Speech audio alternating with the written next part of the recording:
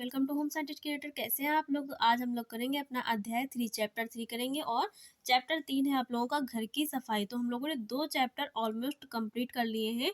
तो पूरी तरीके से हर तरीके से कंप्लीट हो गए हैं वो चैप्टर। उनकी थ्योरी पोर्शन, उनका एमसीक्यू क्वेश्चन जो सीरीज है वो सब कंप्लीट हो गया है। तो अगर आप लोगों ने वो क्लासेस नहीं देखी हैं तो जाइए और चैनल पे विजिट करिए, प्लेलिस्ट देखिए, उसमें जाके जो क्लासेस हैं वो पूरा सीक्वेंस से है आप लोगों की, जाके पूरी क्लासेस देखिए। आप लोगों के लिए ज़रूर वो क्लासें हेल्पफुल रहेंगी। तो आज हम लोग अपना 3 चैप्टर नंबर 3 करेंगे, घर की सफाई। तो थोड़ा ही करेंगे आज हम लोग, ज़्यादा बहुत ज़्यादा नहीं करेंगे। तो थोड़ा-थोड़ा ही हम लोग कवर करते जाएँगे। बहुत ज़्यादा करेंगे तो बहुत ज़्यादा करने से थोड़ी देर में आप लोग भी परेशान हो जाते हैं, बोर हो जाते हैं।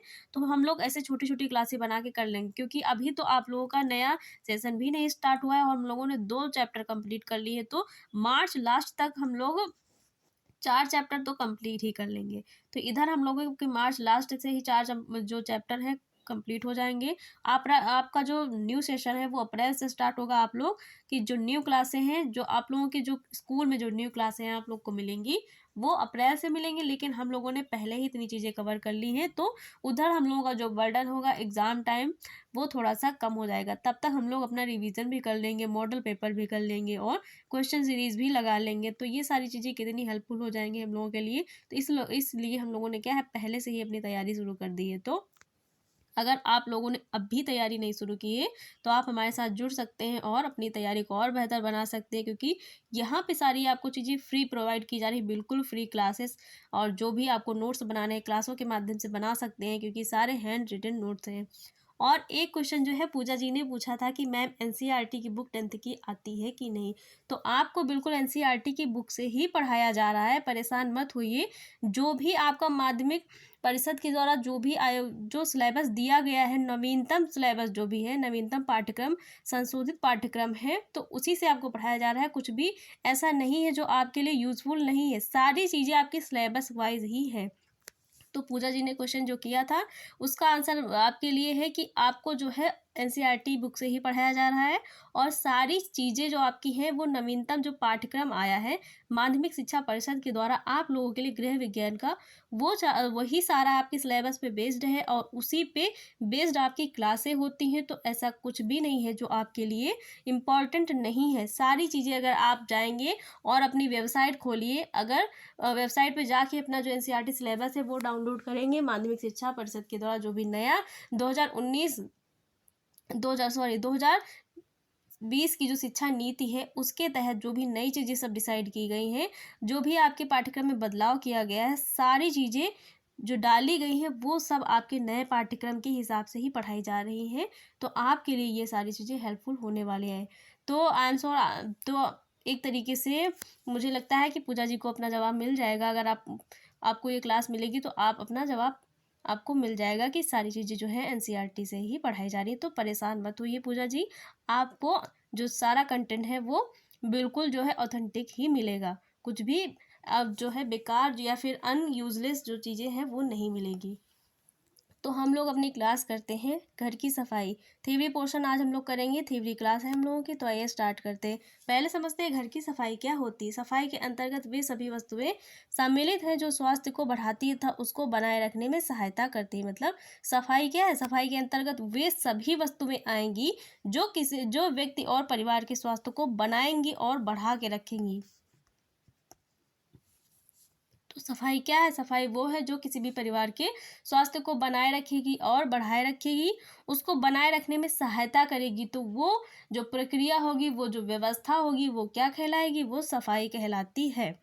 सैद्धांतिक रूप से जिस वस्तु को जहाँ नहीं होना चाहिए उसका वहाँ पाया जाना ही गंदगी है। तो इस थ्योरी में हम लोग सफाई तो पढ़ेंगे, सफाई के साथ ये भी जान जाएंगे कि गंदगी की डेफिनेशन क्या होती है। तो एक ये बहुत मज़ेदार चीज़ है कि सफाई तो पढ़ रहे हैं, सफाई के साथ गंदगी भी क्या होती है ये भी जान जाएंगे। तो एक जो है ऐसी ऑथेंटिक लाइन इसमें जो है यूज़ की है मैंने कि गंदगी और सफाई दोनों को आप समझ जाएंगे। जब सफाई किसे कहते हैं ये जान गए तो साथ ही साथ इसको भी साइड बाय साइड ये भी देखते चलिए कि गंदगी क्या होती है। तो गंदगी को भी जानना आवश्यक है कि आखिरकार गंदगी होती क्या है, किस प्रकार का जो माहौल है, किस प्रकार का जो स्थान है, क्षेत्र है, वो वहाँ पर होगा तो उसको सफाई बोला जाएगा। और अगर वहाँ की व्यवस्था दूसरे तरीके तरीके से तो उसको गंदगी बोला जाएगा। तो सफाई क्या है? सफाई के अंतर्गत वे सभी वस्तुएं सम्मिलित हैं जो स्वास्थ्य को बढ़ाती है तथा उसको बनाए रखने में सहायक होती है, तो ये सफाई है। घर की सफाई से आशय घर में गंदगी का ना होना। सफाई का तात्पर्य क्या है कि घर में गंदगी का ना होना, साथ ही जो भी घर में वस्तुएं या उपकरण मौजूद हैं उनका अपने उचित व व्यवस्थित स्थान पर होना ही सफाई कहलाता है।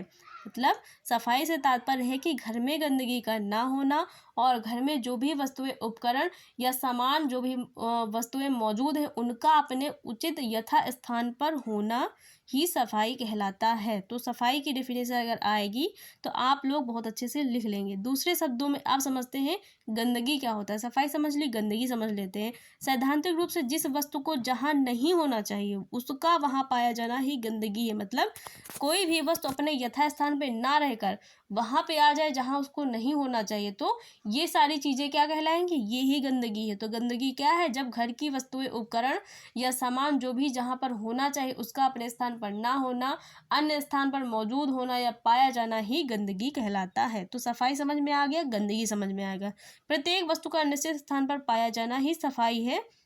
अगर कुछ भी आपको नहीं आ रहा है तो बस एक लाइन उठा के लिख देना कि प्रत्येक वस्तु का निश्चित स्थान पर पाया जाना ही सफाई है। आपका आंसर सही हो जाएगा और आपको नंबर भी मिल जाएंगे। अगर कुछ भी दिमाग में नहीं आ रहा है तो बस यही उठा के लिख देना कि प्रत्येक वस्तु का अपने निश्चित स्थान पर पाया जाना ही सफाई है। ठीक है, अब सफाई समझ में आ गया है। आप समझते हैं घर की सफाई की आवश्यकता और महत्व। तो ये सारी हेडिंग्स हैं, इनके इनके अंतर्गत जो है वो आपको मैं बता दूंगी। बस बहुत ज़्यादा लिखने की इसमें ज़रूरत नहीं है, बस इनको समझने की ज़रूरत है कि कौन सी हेडिंग क्या कह रही है, उसके अंदर हमको क्या लिखना है। बहुत ज़्यादा कथा भागवत के तरीके बहुत ज़्यादा छपाई करने की ज़रूरत नहीं है कि 2-4 पन्नों का लिख डाला लेकिन समझ में कुछ नहीं आया, सब दिमाग के ऊपर चला गया। तो ऐसा नहीं करना है। अगर आप किसी हेडिंग को 2 लाइन में समझ ले रहे हैं तो आप उस पे 4 लाइन लिख सकते हैं लेकिन अगर आप किसी चीज़ को बिल्कुल समझ नहीं पा रहे हैं, उसके बारे में 4 पेज पढ़े जा रहे हैं लेकिन पढ़ने के बाद आपको समझ क्या आया? ज़ीरो, कुछ भी नहीं आया, तो आप उसके बारे में 1 लाइन भी नहीं लिख सकते। तो मैटर ये करता है कि चीज़ें आपके दिमाग में बस जाएँ, आपकी जो अंडरस्टैंडिंग है वो बढ़ जाए। तो चीज़ों को रटना ज़रूरी नहीं है, समझना ज़रूरी है। समझ के आधार पे आपका जो होम साइंस है वो बेस्ड है। आपको यहाँ पे कुछ चीज़ें ऐसी हैं जो फैक्चुअल हैं, वो आपको रटनी पड़ेंगी, फैक्ट बेस है, लेकिन बाकी तो सारी समझने अंडरस्टैंडिंग बेस है ना। आपको थ्योरी पोर्शन है, थ्योरी पोर्शन सारा जो कंटेंट है वो समझ के पढ़ना है। अगर समझ के पढ़ेंगे तो रटाई वाला या फिर तनाव आपका जो है कि इतना याद करना है उतना याद करना है बहुत ज़्यादा है, ये सब जो चीज़ें हैं वो नहीं रहेंगी। आप बहुत मज़े मज़े में पढ़ेंगे और आपको सारी चीज़ें बहुत अच्छे तरीके से समझ भी आ जाएंगी।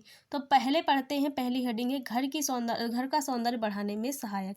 तो जब सारी चीज़ें अपनी क्या होंगी? अपने यथास्थान उचित स्थान पर होंगी तो घर का सौंदर्य क्या होगा? ऑटोमेटिक बढ़ जाएगा, क्योंकि जो सारी घर की वस्तुएं हैं उपकरण हैं वो अपने यथास्थान पर होंगे और घर में गंदगी नहीं होगी तो हमारा घर कैसा लगेगा? सुंदर लगेगा और स्वच्छ लगेगा, उसकी सुंदरता बढ़ जाएगी, देखने में भी सुंदर और स्वच्छ लगेगा। दूसरा है घर को आकर्षक बनाने में सहायक।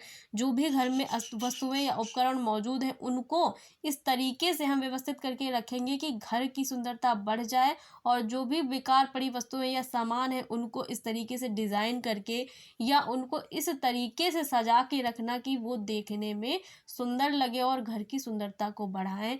ऐसा ना लगे कि घर में जो भी वस्तुएं हैं वो कबाड़ के तरीके पड़ी हुई हैं। तो घर में जो भी वस्तुएं हैं उनको उपयोग में लाया जाए और उनको इस तरीके से उपयोग में लाया जाए कि वे घर की सुंदरता को बढ़ाएं और देखने में आकर्षक लगे। तो घर की आकर्षण को बनाने का कार्य भी जो सफाई है वो करती है। कीटाणुओं को पनपने से रोकना, ये तो बहुत अच्छा कार्य सफाई का होता है कि अगर हम अपने घर को स्वच्छ और साफ रखेंगे तो घर में ना गंदगी होगी, और गंदगी से होने से ही क्या होती? सारी बीमारियां जो हैं वो जन्म लेती हैं। जब घर में बीमारियां जन्म लेंगी तो घर में रहने वाले जो सदस्य हैं उनका स्वास्थ्य कैसा हो जाएगा? उनका स्वास्थ्य जो है वो उचित तरीके से ठीक नहीं रह पाएगा और घर में बहुत सारे रोग हैं जो सदस्यों में वो जन्म लेने लगेंगे। तो सफाई का मुख्यतः कार्य क्या है कि घर में पनपने वाले रोग जो कीटाणु हैं उनको रोकना, जैसे कि जब सीलन किसी घर में आप देखा होगा, आपने देखा होगा कि ऐसा कमरा जो बंद रहता है, साफ नहीं किया जाता है, बहुत दिनों के बाद खुलता है, तो उसमें क्या हो जाती है, सीलन नीचे नीचे मतलब थोड़ा थोड़ा सा नमी होने लगती है। तो उस रूम में अगर जाएंगे तो उसमें बहुत सारे मच्छर हैं और बहुत सारे जो कॉकरोच, ये सारे जो जीवाणु या बैक्टीरिया हैं, ये सब उत्पन्न होने लगते हैं और अजीब सी उस रूम में स्मेल आने लगती है। तो वो क्या होता है, वो सफाई के अभाव में होता है। अगर उस रूम में किसी को रख दिया जाए या फिर वहाँ पे रहने के लिए बोल दिया जाए तो वो व्यक्ति सामान्यतः कैसा हो जाएगा, अस्वस्थ हो जाएगा। और तो कीटाणु को पनपने से रोकने में सहायक भी सफाई होती है। स्वास्थ्य एवं फुर्ती को बनाए रखने में सहायक, अगर एक व्यक्ति ऐसे स्थान पर रह रहा है जहाँ पर वो पूर्णतया सुस्त रहता है, उसका जो रहने का क्षेत्र है या घर है, जो स्थान है, वो ऐसा है जो पूर्णतया व्यवस्थित और स्वच्छ है, साथ ही वहाँ पे हर चीज़ व्यवस्थित तरीके से रखी है, तो उसके अंदर एक अलग ही एनर्जी होगी, क्योंकि उसके अंदर जो कार्य करने की क्षमता है, जो फुर्ती है, चुस्ती है, वो बढ़ जाएगी। उसका स्वास्थ्य, ये सारी चीज़ें किस पे बेस्ड होंगी, उसके स्वास्थ्य पे। जाहिर सी बात है, जब वो स्वच्छ वातावरण में रह रहा है, उसका पर्यावरण शुद्ध है, तो उसकी हेल्थ भी अच्छी होगी। जब उसकी हेल्थ अच्छी होगी तो उसके अंदर जो एनर्जी है, जो कार्य करने की क्षमता है, वो भी अच्छी होंगी।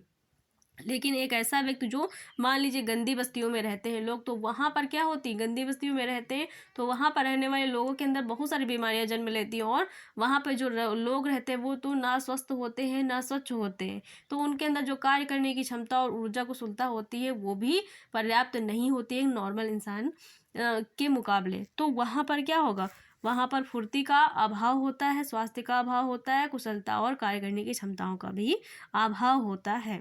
उचित गृह व्यवस्था तथा सुविधाजनक, जब आपका घर सुव्यवस्थित और सुव्यवस्थित और गंदगी से मुक्त होगा तो वहाँ पर जो भी वस्तुएं हैं, जो यूजफुल वस्तुएं हैं, वो अपने यथास्थान पर हैं। तो अगर आपको कोई वस्तु चाहिए और आपको पता है कि वो वहाँ रखी है, तो आपका काम केवल ऐसे चुटकी बजाते ही 2 मिनट में हो जाएगा, क्योंकि आप उस वस्तु को जानते हैं ये यहाँ पे है, आपने उसको उठाया, अपना काम निकाला, फिर से वहीं पे रख दिया। लेकिन वही वस्तु अगर आपको पूरे घर में ढूंढने से भी ना मिले, कहीं किसी कोने में पड़ी हो, तो एक तो आपका टाइम वेस्ट होगा, दूसरा आपका मूड खराब हो जाएगा, तीसरा आपका जो कार्य करने की जो आपने जो प्लान बना के रखा है, जो आपके अंदर जो कार्य करने की उत्सुकता है, वो भी खत्म हो जाएगी। तो गृह व्यवस्था तथा सुविधाजनक, उचित गृह व्यवस्था तथा सुविधाजनक बनाने का कार्य कौन करेगा, तो घर की सफाई करती है। अगला है घर की आकर्षक व आरामदायक बनाने में। वही बात है कि घर में जब सारी चीज़ें व्यवस्थित और सुव्यवस्थित है तो घर कैसा लगेगा, आकर्षक लगेगा, आरामदायक लगेगा। मान लीजिए आपका जो बेड है तो आपको उस पर आराम करना है, लेकिन आप बाहर से आए हुए हैं, आपने देखा कि आपके बेड पे बहुत सारे कपड़े पड़े हुए हैं, चादरें पड़ी हुई हैं, सामान बिखरा पड़ा है, तो आपको कैसा लगेगा देखकर। अगर आप बाहर से बहुत थक के आए हैं, मान लीजिए शाम को आप काम करके आए हैं, आप मान लीजिए आप लोग ही आई, आप अपने स्कूल गई थी, लेकिन आपका जो बेडरूम है आप उसमें गई, तो आपको क्या दिखा, आपके बेड पे, आपके रूम में जो है सारा सामान इधर से उधर बिखरा पड़ा हुआ है, बेड पे बहुत सारे बुकें पड़ी हुई हैं, कपड़े पड़े हुए हैं, बिस्तर इधर उधर है, चादरें इधर उधर है, तो आरामदायक लगेगा कुछ भी देखने में, ना तो आपके शरीर को आराम मिलेगा, दूसरा आपका दिमाग देखते ही खराब हो जाएगा कि ये सब क्या है, कबाड़ पड़ा हुआ है, अब मैं बैठूंगी कहाँ, आराम कहाँ करूंगी। तो पहले तो आप क्या करेंगे, तो जो आप इतना थक गए थे तो उसको देख के डबल थक जाएंगे, साथ ही जो घर की आकर्षक व सुंदरता है वो तो समाप्त हो ही जाएगी, आपका जो आपकी जो मानसिक स्थिति है वो भी उसको देख के थोड़ी सी अस्वस्थ हो जाएगी। तो घर के आकर्षक बनाने में क्या होता है, सफाई महत्वपूर्ण भूमिका निभाती है। जीवन स्तर ऊंचा बनाने में सहायक, जो भी व्यक्ति स्वच्छता के जो भी व्यक्ति स्वच्छता के साथ रहते हैं तो उनका जीवन स्तर कैसा माना जाता है, अच्छा माना जाता है। क्यों, क्योंकि वो स्वच्छ है तो स्वस्थ है, स्वस्थ है तो मतलब स्वस्थ है, स्वच्छ है तभी स्वस्थ है। लेकिन जो भी व्यक्ति अस्वस्थ हैं और गंदगी युक्त वातावरण में रहते हैं, उनके घर जाने में भी लोग हिचकिचाते हैं, उनके घर से बनी वस्तुएं खाने में हिचकिचाते हैं, उनके घर से कोई भी सामान लेने में उनको क्या होती, असुविधा होती है, और उनके घर ज़्यादा मेहमान भी नहीं आते हैं। ऐसा आप लोगों ने देखा होगा। जो व्यक्ति भले ही वो किसी भी कैटेगरी से बिलोंग करता हो, वो कहीं का भी हो, उसका भले ही वो बहुत ही अच्छा ना हो, उसका इकोनॉमिकल जो स्टेटस है वो बहुत अच्छा ना हो, लेकिन उसका जो रहन सहन का तरीका है, उसका जो खान पीन का तरीका है, उसके घर की जो स्वच्छता है उसको देखते हुए जो भी चीज़ें हैं तो उसका जीवन स्तर कैसा होगा, उच्च माना जाता है। और साथ ही उसके घर में जो व्यक्तियों का आना जाना है, जो व्यक्तियों के आने जाने का तरीका है वो भी क्या होगा, अच्छा होगा और लोग उसके घर आना पसंद करेंगे। तो जीवन स्तर उच्च बनाने का एक बहुत अच्छा माध्यम क्या है, सफाई। सफाई क्या है, बहुत महत्वपूर्ण भूमिका निभाती है। अतिथियों के लिए आकर्षण, आपके घर में जितना सुव्यवस्थित और आकर्षक माहौल होगा उतना ही आपके घर में लोग आना पसंद करेंगे और उतना ही ठहरना पसंद करेंगे। लेकिन एक ऐसा व्यक्ति है जिसके घर में गंदगीपूर्ण वातावरण है, वहाँ पे व्यक्तियों को गंदगीपूर्ण वातावरण में जो है रखा जाता है, गंदगीपूर्ण वातावरण है वहाँ पर गंदगी तो वातावरण में आपको भोजन दे दिया जाए तो जो भी अतिथि आए हैं वो क्या भोजन ग्रहण करेंगे, नहीं करेंगे। लेकिन उन्हें वहीं एक दूसरे घर में स्वच्छ और स्वस्थ वातावरण में सारी चीज़ें मिल जाए और वहाँ का जो माहौल है वो भी अच्छा हो, सारी चीज़ें अपनी व्यवस्थित स्थान पर हो, तो वहाँ पर अतिथि आना भी पसंद करते हैं और वो आकर्षण का केंद्र भी बन जाता है। तो ये सारी चीज़ें समझ में आ गई होंगी और इनको आप अगर आप लिखेंगे भी नहीं तो अगर समझ लिया होगा तब भी आप अपने मन से ही उनके एक हेडिंग के अंदर कम से कम 4-4 लाइन तो लिख ही सकते हैं। इतना अगर कर देंगे ना तो आपका जो क्वेश्चन है वो बहुत अच्छा जाएगा और इससे ज़्यादा करने की ज़रूरत भी नहीं। एक हेडिंग के अंदर बस 4 लाइन लिख दीजिए और दूसरी हेडिंग है तो इतने कम से कम 8 से 9 हेडिंग है तो आपका कम से कम 1.5 से 2 पेज तो भर ही जाएगा। इतना तो भर ही जाना है, अर्थ महत्व आवश्यकता सब करने में आपका एक लॉन्ग आंसर पूरा बन जाएगा। तो इतना समझ में आ गया हो तो अब हम लोग आगे बढ़ जाते हैं। अब जानते हैं सफाई के प्रकार। क्या जानेंगे हम लोग, सफाई के प्रकार। तो सफाई कितने प्रकार की होती है ये बहुत इंपॉर्टेंट है, पूछा जाता है। तो सफाई 4 प्रकार की, आपको मेनते 4 प्रकार की पढ़नी मिलनी लेकिन होती 5 प्रकार की। पहली दैनिक सफाई, दूसरा साप्ताहिक सफाई, तीसरा मासिक सफाई और चौथी आकस्मिक सफाई और पांचवी एक होती है वार्षिक सफाई। लेकिन पांचवी एक होती है आकस्मिक भी होती है, लेकिन आपके उसमें जो सिलेबस इसमें ऐड नहीं है। लेकिन आप लोग जान लीजिए सफाई ये वाली भी होती है आकस्मिक वाली, तो आपको कितनी पढ़नी है, 4 पढ़नी है। दैनिक सफाई, साप्ताहिक सफाई, मासिक सफाई और वार्षिक सफाई। तो सफाई कौन कौन सी होती, तो पहली सफाई हम लोग जानते हैं कौन सी होती है, दैनिक। दैनिक सफाई से तात्पर्य है जो हर दिन की जाती है, मतलब हर रोज की जाने वाली सफाई दैनिक सफाई के अंतर्गत आती है। और घर में वो स्थान जो प्रतिदिन साफ किया जाता है, जिनकी स्वच्छता प्रतिदिन की जाती है, वो सफाई दैनिक सफाई के अंतर्गत आती है। और वो सारे स्थान, वो सारे केंद्र दैनिक सफाई के अंतर्गत आते हैं। तो दैनिक सफाई से तात्पर्य है कि हर दिन प्रतिदिन की जाने वाली सफाई दैनिक सफाई आती है। साप्ताहिक सफाई का तात्पर्य है जब ऐसा स्थान या ऐसी चीज़ें जिनको केवल सप्ताह में एक बार साफ किया जाता है तो वो साप्ताहिक सफाई के अंतर्गत आते हैं। जैसे कि आपके घर का किचन तो आप हर रोज़ तो नॉर्मली साफ करते हैं, लेकिन सप्ताह में एक बार आप उसको पूरी तरीके से क्या करते हैं, स्वच्छ करते हैं, साफ करते हैं, तो वो साप्ताहिक सफाई के अंतर्गत आता है। आप अपने घर के जो चादर, बेडशीट है, ये सारी चीज़ें हैं उनको भी सप्ताह में एक बार अवश्य धुलते हैं। ऐसे तो धुलेंगे लेकिन सप्ताह में एक बार सारी चीज़ें जो है, पूरा रूम है अच्छे से जो है क्लीन करते हैं, ये सारी चीज़ें। तो ये सब साप्ताहिक सफाई में किया जाता है। सप्ताह में एक बार की जाने वाली सफाई साप्ताहिक सफाई के अंतर्गत आती है। मासिक सफाई का मतलब होता है महीने में एक बार की जाने वाली सफाई। महीने में एक बार की जाने वाली सफाई मतलब घर के ऐसे क्षेत्र या ऐसे स्थान जिनको महीने में एक बार साफ किया जाता है, जैसे अलमारियाँ हो गई और रैक्स हो गई, या फिर घर के जो अनाज है, वो जो किचन में प्रयोग की जाने वाली सामान है उनका, तो वो सब कौन सी सफाई के अंतर्गत आते हैं, वो सब मासिक सफाई के अंतर्गत आते हैं। मतलब महीने में एक बार की जाने वाली सफाई। तो ऐसे स्थानों की सफाई जो महीने में एक बार की जाती है वो मासिक सफाई के अंतर्गत आते हैं। तो दैनिक, मासिक और साप्ताहिक क्या होता है समझ में आ गया। वार्षिक सफाई का तात्पर्य है कि वो सफाई जो केवल साल में एक बार की जाएगी। वर्ष में एक बार की जाने वाली सफाई कौन सफाई के अंतर्गत आती है, तो वार्षिक सफाई के अंतर्गत आती है। जैसे कि कोई त्योहार या कोई फेस्टिवल हुआ तो आप लोग क्या करते हैं, वर्ष में एक बार घर की पुताई की जाती है और पूरे घर को अच्छे तरीके से साफ किया जाता है हर तरीके से। तो वो वार्षिक सफाई में आता है। घर में वर्ष में एक बार की जाने वाली घर की सफाई जो होती है वो वार्षिक सफाई होती है। और ऐसी सफाई आकस्मिक अवसर पर की जाती है या फिर किसी फेस्टिवल पर ही की जाती है। तो वर्ष में एक बार की जाने वाली सफाई वार्षिक सफाई के अंतर्गत आती है। तो सफाई के प्रकार समझ में आगे होंगे आसानी से। अब हम लोग आगे देखते हैं। अब जानते हैं घर की सफाई के साधारण नियम कौन कौन से, किन किन नियमों को ध्यान में रखकर घर में सफाई की जानी चाहिए। तो घर की सफाई का अर्थ जान लिया, आवश्यकता महत्व जान लिया हम लोगों ने, और प्रकार भी जान लिए। तो अब हम जानेंगे कि नियम कौन कौन से साधारण नियम ऐसे हैं जिनको ध्यान में रखकर घर की सफाई करेंगे तो आपका घर स्वच्छ, साफ सुथरा व व्यवस्थित लगेगा। तो पहला नियम कौन सा है? पहला नियम कौन सा है? पहला है प्रतिदिन घर में उत्पन्न कूड़ा एकत्र करने के लिए प्रतिदिन घर में उत्पन्न कूड़ा एकत्र करने के लिए एक कूड़ादान भी होना चाहिए। मतलब घर को साफ करने के लिए जो भी सफाई के उपरांत बाद जो भी कूड़ा या करकट निकलेगा उसको एक जगह रखने के लिए एक कूड़ादान डस्टबिन होना चाहिए, जिसमें ढक्कन लगा होना चाहिए। मतलब अगर आपने उसमें कूड़ा डाल दिया तो उसको ऊपर से ढक दीजिए, ताकि उस कूड़े में जो भी मक्खी मच्छर इधर उधर बैठते हो और वो जाके किसी स्वच्छ व साफ चीज़ों पर बैठ जाते हैं तो वो वहाँ पे गंदगी फैलाने का कार्य करते हैं। दूसरा है एकत्र, कूड़ा एकत्र करके प्रतिदिन घर से बाहर डलवा देना चाहिए। ऐसा नहीं कि आपने हफ्तों 2 हफ्तों का कूड़ा इकट्ठा लगा के घर में ही रखा हुआ, तो वो कूड़ा क्या है, साथ ही सड़ेगा, और सड़ने के बाद उससे जो बदबू आएगी, जो भी विषैली चीज़ें उससे निकलेंगी, तो वो क्या करेंगे, आपके घर में जो व्यक्ति हैं और स्वास्थ्य है उसको खराब करेंगी, साथ ही आपके घर के वातावरण को भी दूषित कर देंगी। तो आपके घर में जो भी प्रतिदिन का कूड़ा एकत्र होता है उसको बाहर डलवा देना चाहिए। तीसरा है घर का कूड़ा गली या सड़क पर इस प्रकार नहीं फेंकना चाहिए कि वह चारों ओर फैल जाए, बल्कि निश्चित स्थान पर ड्रम में डालना चाहिए। और घर से जो निकला हुआ कूड़ा है उसको इस प्रकार नहीं फेंकना चाहिए कि आप घर से बाहर निकले सामने जाके रोड पे फेंक दिया। ऐसा बिल्कुल नहीं करना चाहिए, ये बिल्कुल अभद्रता है, तो ऐसा नहीं करना चाहिए।